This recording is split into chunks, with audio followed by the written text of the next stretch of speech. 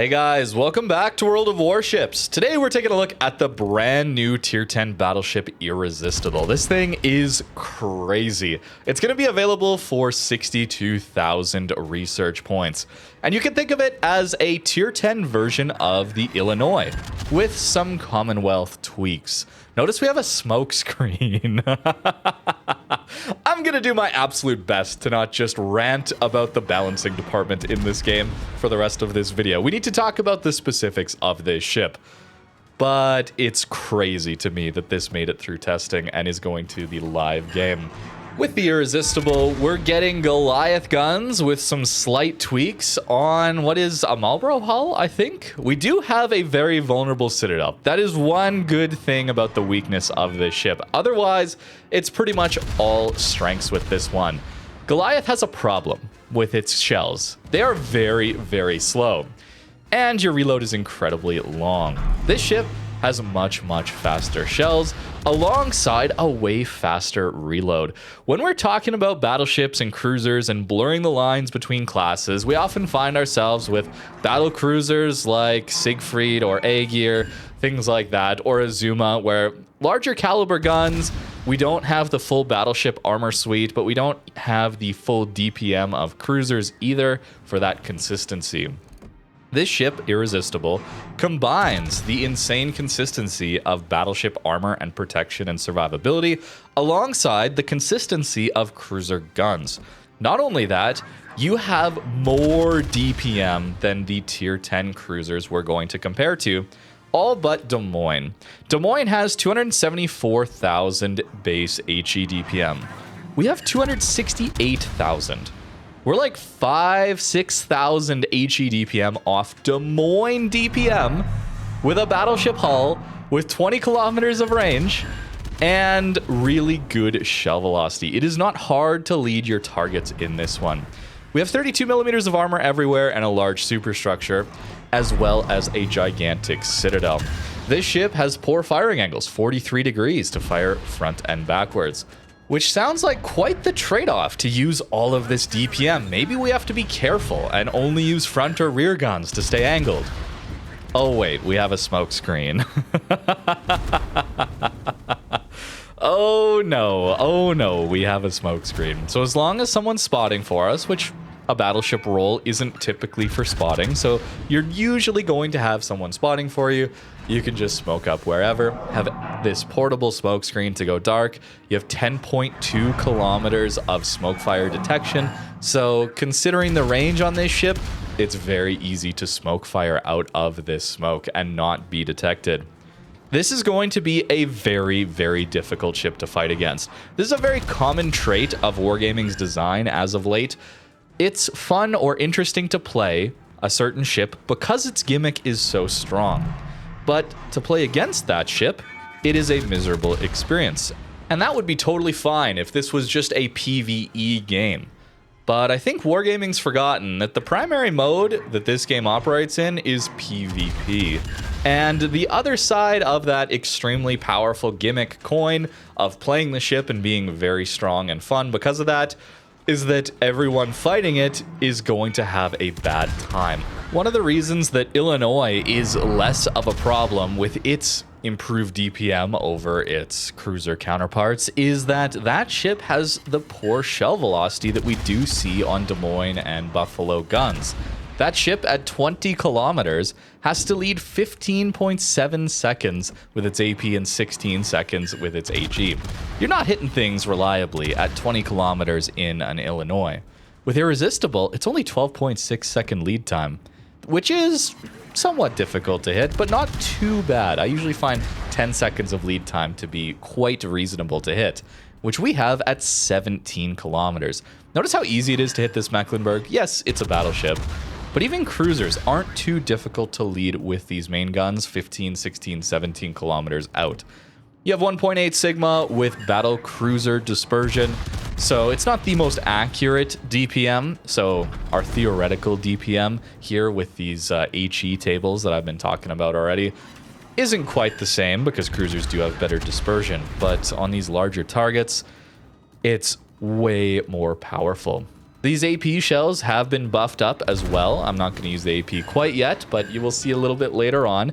They have the same alpha damage as the Goliath at 5,750 alpha damage, but they have better shell velocity. And what does that mean? We have better pen. So at 15 kilometers, we have 275 millimeters of pen, where Goliath has only 209. This ship can use its AP out to extremely long ranges and still Citadel cruisers with cruiser guns. It does not have improved pen angles, and it does not have improved fuse times either. So it's not like Illinois, where you get those amazing Des Moines AP shells. I would say this ship is mostly an HE spammer. This ship has a little bit nerfed HE shells compared to Goliath, though. The alpha damage is down. We have 3,850 on Goliath, and it's 3,350 on the Irresistible here. Also, since we're not in the British tech tree, we're in the Commonwealth tech tree, we don't have that penetration multiplier on the HE. So Goliath, with its 59 mil pen, is incredibly good at punishing some of these battleships, where Mecklenburg, Libertad, we won't get through that deck armor. So we only have 39 millimeters of pen. But that's enough to get through Ohio deck armor. We absolutely melt Ohio's, Montana's, Iowa's, Georgia's, Oregon's. It is ridiculous how much damage we can do. Even Maine's, actually. The beginning of the second game I have to show you is ridiculous how much damage we can do into a Maine. It's crazy. 39 millimeters of pen is very, very powerful. It's just so easy to lead these shells. It's so easy to stay alive because we have such good range shell velocity. We don't have to get so close to use all of this theoretical good DPM. And when we talk about the builds, I'll talk a little bit more about this, but we don't have to choose like we do on Illinois between accuracy and DPM. On American ships, that's both in the 6th upgrade slot. You got to choose between your accuracy bonus or your DPM bonus. On every other nation, the accuracy bonus is in your 3rd slot and your DPM bonus is in your 6th slot. So you just always get that. There's less interesting combinations of builds here, and it's much easier to play in almost every situation relative to an Illinois. Even accounting for the tier difference here, tier 10 being a little bit harder to play against. Against its own tier, Irresistible is absolutely crazy. The damage output we have, the fire chance here is really good. The AP shells did surprisingly well too. One of our other weaknesses, of course, being a Commonwealth ship, or rather based on a British ship, especially a battleship, is our AA is almost non-existent. I'll leave it up to you to decide if any AA is good enough in this game, but in my opinion, really no AA works that well, so it's not really that much of an extra downside that this ship has to deal with. And consumables. We're using our 2nd smoke at this point, and we've seen this smoke before on Cerberus. If you've played that ship, you've seen that ship. 102 second base action time, and then a 130 second cooldown time. So not too bad to use. Bit of a long cooldown time. That's something Cerberus has a big weakness of, is that hull is incredibly vulnerable to getting Citadel. It's a giant Citadel and can get overmatched through its bow stern very, very easily. This ship also has a large Citadel, but cruisers aren't going to be Citadeling you unless they're at closer ranges. And even against battleships, we still have decent rudder shift, and we can always angle in and just use some of our front guns.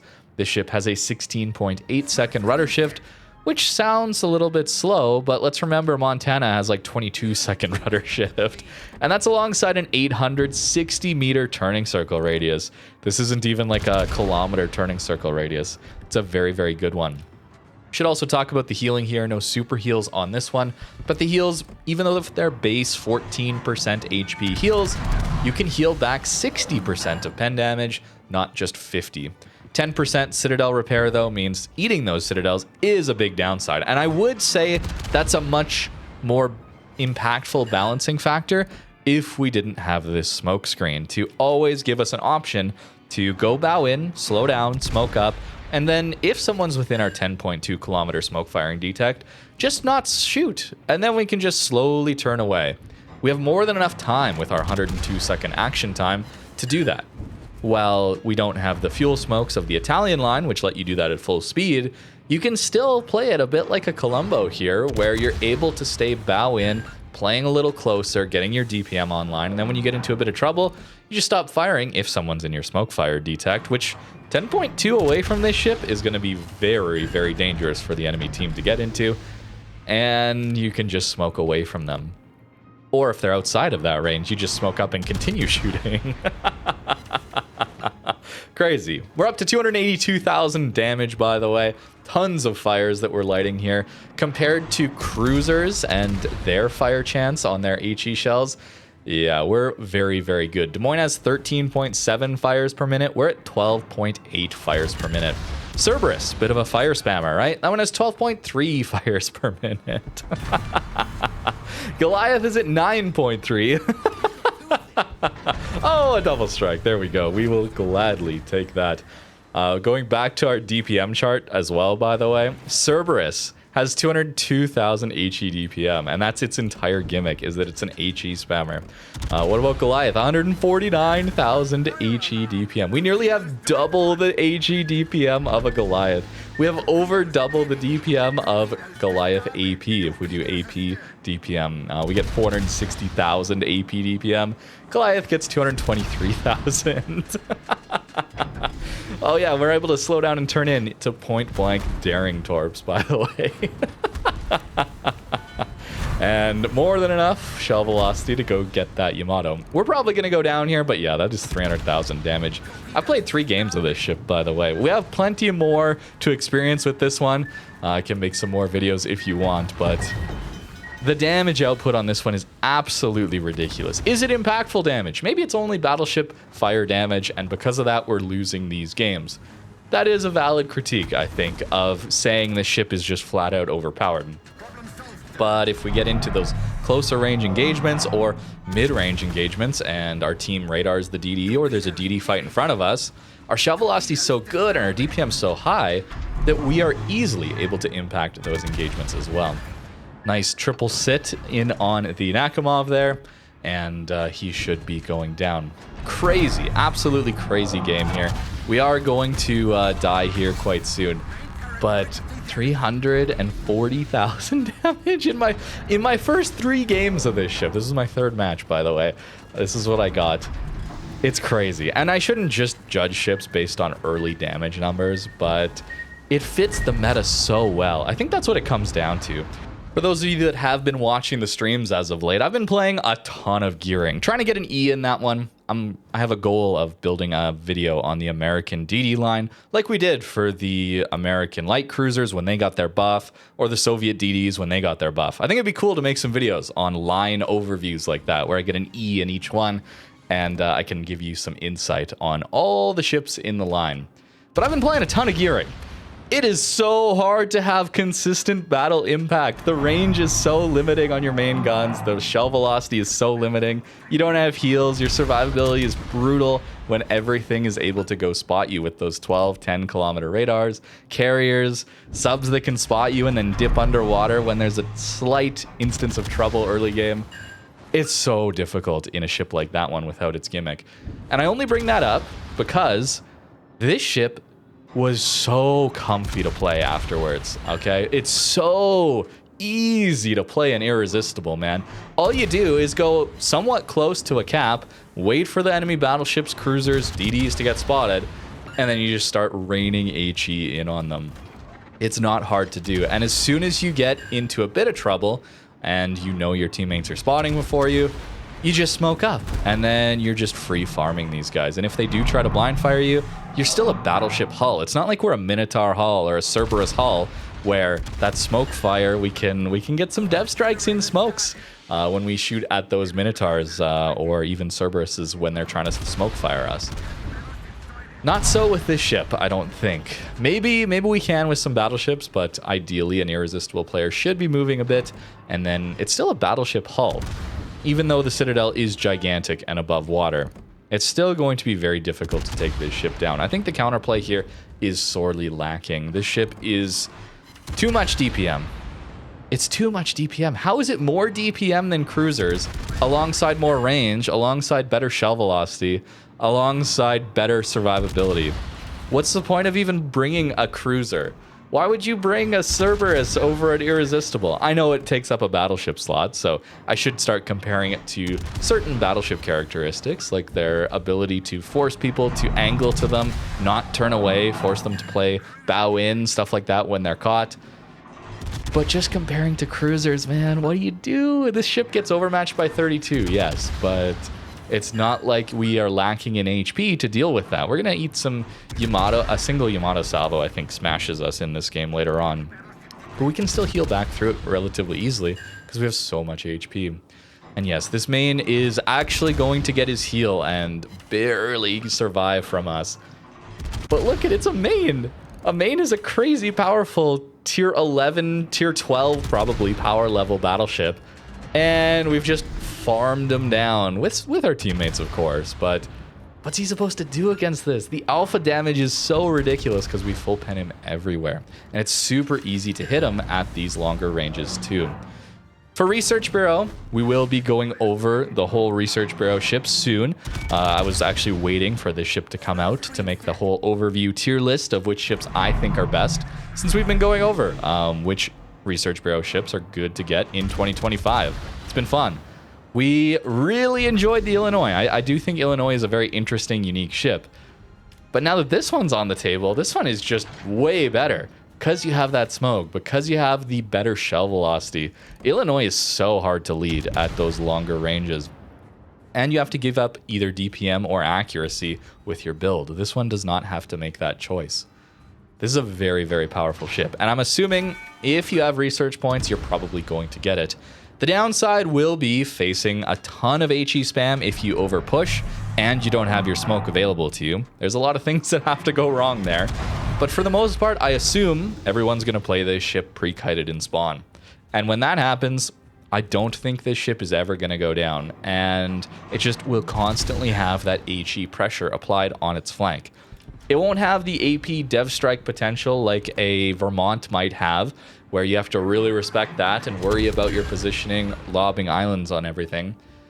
But the AP still has pretty good pen, and even though it's battle cruiser dispersion, not cruiser dispersion, our accuracy is still very, very solid. And given the shell velocity, this is an Oregon at 16, 17 kilometers, by the way. And I'm missing some salvos here and there. Still got to get used to these main guns, but we're hitting them more often than we're not. And that guy's using his engine boost. That one has a very good rudder shift as well.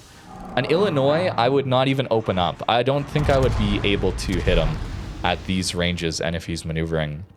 But with Irresistible, well, why not? I don't know why they gave it better shell velocity than Goliath. I thought that was an interesting downside of Illinois, is that it had retained the same shell velocity as Des Moines, as Buffalo guns. It retained their excellent ability to pen with AP at really steep angles. That was really cool. It also had an Iowa hull, which meant that it could get farmed down. It didn't have the best maneuverability. Although it did have a way below water Citadel compared to an Iowa, which I wasn't a huge fan of, if you remember. I think that was an odd balancing choice. This one does have a giant Citadel. And being a decent battleship player, I did not get caught yet broadside, but I'm assuming that when you get caught broadside, this one could get one shot. If you're broadside onto a Vermont or anything with high shells volume, this one definitely could get one shot. We'll take a look at the armor in a little bit. This game also not going in our favor, unfortunately. Perhaps all of our damage that we're getting here, these crazy high damage numbers, are just battleship healable HE fire damage. And I think that is a valid critique. It's not just about the absolute damage number you do in the top right corner that determines your battle impact. I've done almost exclusively battleship damage in this game, and because of that, it seems like the enemy team is winning caps, DD engagements, that kind of thing. So maybe that is the downside. Or maybe I've just prioritized the wrong targets.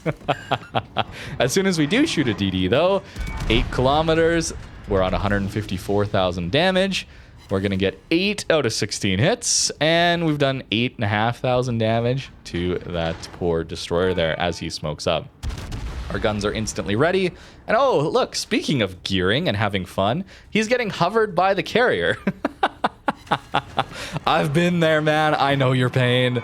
And as well, he's getting shot at by a new battleship that has cruiser reload, better than cruiser reload. At least Goliath, better than Goliath reload, better than Goliath shell velocity, and he does go down. Poor gearing, man. I know your pain. I've been there recently. I'm sorry, friend. I'm sorry. Alvaro pokes out. We're going to get him as well. Now, I think these are actually very interesting to talk about in the secondary discussion we've been having with the new experimental ships, Valparaiso, Libertad. What if we gave manual control over secondaries? Full manual control. We're aiming everything. Wouldn't Libertad just be this? Right? If we got actual control of the main guns, suddenly this is the idea. You could think of Irresistible in Illinois as a bit of a test bed for that. A battleship with the ability to fire cruiser DPM guns. It's scary, man. Oh, it's scary. It just feels like power creep. I was talking about this a little bit earlier on a stream where Wargaming has backed themselves into a horrific corner where there's no way out. There is no way out. They cannot release ships that are balanced anymore. It always has to one-up the previous ships that they've released to get people excited and interested, engaged, or more likely just to open the wallet, right? Let's be honest here. And if they don't, we get ships like Castilla, like even Cerberus. I never see Cerberus anymore. We get these ships and lines that people aren't particularly interested in and nobody plays. So then they see that in their back-end data and decide, well, we need people playing the game. We want people to be excited about the game, you know, giving it a charitable look. We could also say they want that credit card to be inserted, right? But if they don't release these ships in busted, overpowered states, in my opinion, people aren't as excited about them. That's a very tricky position that they've put themselves into. And make no mistake, it's their decision-making that's made it like this. It's not just chance that our game is so passive and so gimmick heavy, and all these old ships without gimmicks are so frustrating to play that you get locked out of every match that you're in because some gimmick always is there to counter you. Where the new stuff, the gimmick, allows them to play in almost every match very, very easily and comfortably. You know, I don't think I succeeded in not just complaining about the balance department the whole video. I'm sorry. I am sorry. I've probably been far too negative in this video. I'm just worried about the future direction of this game. A ship like this one is incredibly powerful. If you're interested in it, the specs, everything that we've talked about already, I've probably put it in a pretty negative light based on game balance. You should take that to mean this ship is incredible. It's so good that I couldn't help but complain about the balancing of it. It is incredible. The survivability here, your HP looks low for a tier 10 battleship, but remember your concealment is so good. You have this amazing smoke screen here that does allow you to move around a little bit, a crawling smoke screen, alongside some solid healing. It's not incredible for battleship standards, but compared to cruisers and even battle cruisers, this is a lot of survivability. The weak point, of course, is your turret angles, 43 degrees. And of course, this Citadel. Yes, that whole thing is Citadel. 32 everywhere, large superstructure. And yes, it is 381 millimeters, straight up Citadel right here. This ship does not have spaced armor to help it out. It is one of the most vulnerable Citadels in the game. And whether that's enough, I don't know if that's enough for this ship to be balanced. We'll see. It'll be interesting to fight against it for the first time, I suppose. But for now, I think the DPM here, the shell velocity here, the smoke allows it to play the current meta incredibly well. It fits perfectly in this meta. It allows you to consistently, in almost every game you're in, have some ability to fire your guns, deal damage to enemy ships, and contest cap zones through just sheer DPM alone. I personally believe that this DPM here is very, very strong for battle impact. I probably only shot battleships too much. I didn't push up enough to deal with DDs, but the DDs weren't all that close to us for most of those matches either. As soon as the DD did get close, we absolutely blasted them with this insane DPM shell velocity alpha damage. The ship is amazing. As for the build, there's a lot of different ways you can do it. I played around a bit with my builds. This is the last one I was doing. Notice no fire prevention. That's how good having a smoke screen is and having 12.1 detect is. Yeah, furious. It's not too hard to get to 2 million potential damage, and considering the lower HP pool, this does give us better reloads on those heals. Another way to get better reloads here, and this impacts our smoke as well. That's why I was taking it. Our concealment's so good, and our speed, 33 knots. Brisk is a pretty good pickup too. As is Grease the Gears. Turret Traverse can feel a little slow without it, since we're definitely running reload mod. And I was running Gunfeeder. Never really noticed too many turret knocks. There were a couple, but not too many. As for the equipment, you don't have a choice. Like, there's no tough decision to make here. With Illinois, you have to choose. Do I want 12% reload, or do I want 11% accuracy in my 6th upgrade slot? With this one, you don't have to choose. You just take reload and you just take accuracy. You could do smoke gen. I don't think it needs it. It wants the dispersion much more, but you could try. You could certainly try. And prop mod, concealment, of course, these things are great on our ship. We already have a 16.8 second rudder with an 860 meter turning radius. For a battleship, I don't think we need much better than that. This ship's crazy. 62,000 research points. If you have that amount, or you got free XP laying around, this is an easy pickup. It is just that good. This ship is crazy powerful. If you've ever liked playing Illinois, if you've tried Illinois, you've enjoyed it, and you just want a ship that is that, but way better, easier to use at range, better accuracy if you're taking full reload mod, or better reload if you're taking accuracy mod, you don't have to choose. You get the smoke, you get smoke, you get shell velocity.